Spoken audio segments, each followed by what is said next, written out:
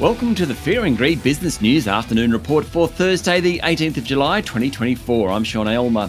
Every afternoon, we've got the 5 stories that happened today that you need to know about.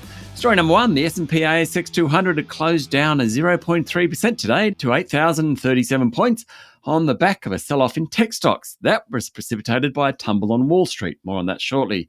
WiseTech Global led the tech stocks lower, falling 6.6%, while data center operator NextDC tumbled nearly 5%. The tech index of the ASX 200 finished the day down about 3.5%. Now, the telco index, which mostly reflects Telstra, was also down. It was off more than 1%, but otherwise, there really wasn't much movement on the bourse. Among the large caps, the banks were mixed, the big miners were lower, and the retailers generally higher. CSL and Goodman Group both closed up more than 1%. Now, in corporate news, Telix Pharmaceuticals' share price dropped nearly 3% in heavy trading after earlier in the day it actually hit a record high. That's after it released strong quarterly sales and upgraded earnings guidance. And Evolution Mining rose nearly 3% after flagging a jump in gold production during the last quarter. Story number 2, the economy added 50,000 new jobs last month, well above expectations, triggering a few forecasts of an interest rate hike next month. About 50,200 people found work last month, mostly in full-time jobs, according to the Australian Bureau of Statistics. But that didn't stop the unemployment rate rising to 4.1% from 4% in May, with the ongoing surge in foreign arrivals pushing more people into the labour market. The participation rate, that's the proportion of people working or looking for a job, jumped to a near record high of 66.9%. Story number 3, tech stocks globally are running into a few headwinds, with the strongest being US-China relations.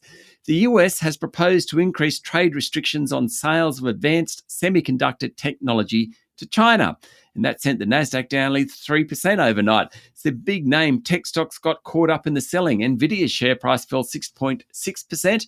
Apple was down 2.5% and Microsoft was off 1.3%. Asian technology stocks also fell, with a major Japanese chip maker, Tokyo Electron, off a massive 11%. Away from equities, Brent crude is fetching just under $86 a barrel. Gold is creeping towards $2,500 an ounce, and iron ore is steady. Bitcoin's trading just under $65,000 a unit, and the Aussie dollar is fetching 67.4 US cents. Story number 4, retailer Accent Group said it will close 17 Glue stores due to a weak performance from the youth fashion brand. Chief Executive Daniel Agostinelli said trading conditions had improved across the group, which includes 34 brands and stores like Nude Lucy, The Athlete's Foot and Platypus. He said the decision to exit 17 underperforming stores, leaving 17 stores still open, plus the digital operations, will allow Glue management to focus on profitable outlets. And staying in retail, candles and fragrances retailer Dusk said its sales growth improved over the second half thanks to more successful promotions and a better performance by its online channel. However, for the full financial year, sales are still expected to be down about 8%. And story number 5, Buy Now, Pay Later group Zipco wants to introduce a Pay 8 product to allow customers to pay for more expensive items such as travel and white goods. Zip is pretty much focused on its 3.8 million American customers nowadays, and over recent days it's raised money from investors to eliminate some of its debt. The group, which is currently under investigation in the US over whether it violated consumer protection laws, wants to accelerate its growth in the world's biggest economy, and the new plan of 8 payments rather than 4 is part of that strategy. According to media reports, Zip is forecast to announce core earnings for the last financial year of around $68 million.